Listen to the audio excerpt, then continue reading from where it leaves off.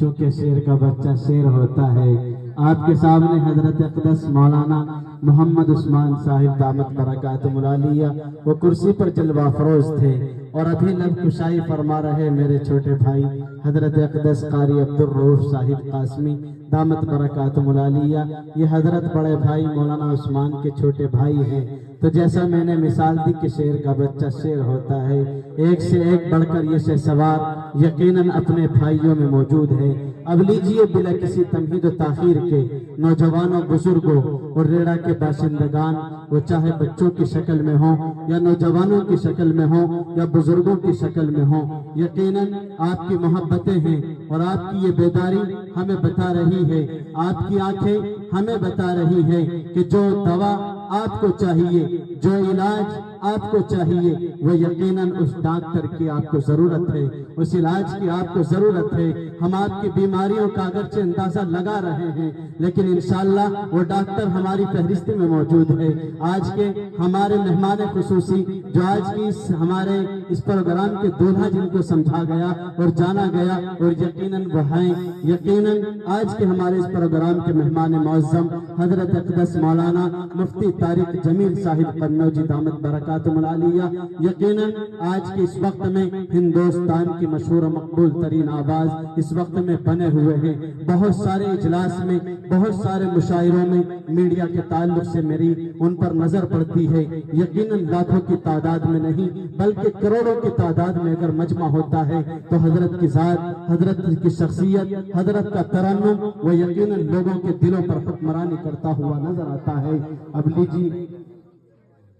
لیجئے نوجوانوں، بزرگوں، حضرت مفتی صاحب ہم سب کے مابین تشریف فرما ہے، لیکن ریڑے کے نوجوان وہ ہم سب کے مابین ہیں، ریڑے والے بزرگ بھی ہمارے مابین موجود ہیں، اور ریڑے کا یہ پنڈال یقیناً با رونق بنا ہوا ہے، با برکت بنا ہوا ہے، با سعادت بنا ہوا ہے۔ اتنی زیادہ محبتیں یہاں سے مل رہی ہیں، اگرچہ آپ کے اس چھیتر کھاتر سے تعلق رکھتا ہوں، لیکن یقیناً بارہا دیکھتا رہتا ہوں آپ کے علاقے کو، اپنے علاقے کو، لیکن آج کی آپ کی محبتیں، آج کی آپ کی بیداری وہ مجھے بتا رہی ہیں کہ ہاں کھادر کی زمین کا اگر کوئی حصہ ہے تو وہ ریڑے کی سرزمین کا نوجوان ہے، وہ ریڑے کی سرزمین کا باشندہ ہے۔ یقیناً آپ کی محبتیں بتا رہی ہے، مفتی صاحب کے دل کو اطمینان بخش رہی ہے۔ یقیناً مفتی صاحب کا دل بڑا خوش ہے آپ کے اس پنڈال سے، آپ کے اس بابرکت اجلاس سے، آپ کی اس بارونق محفل سے۔ ہمیں صرف یہی کرنا چاہیے تھا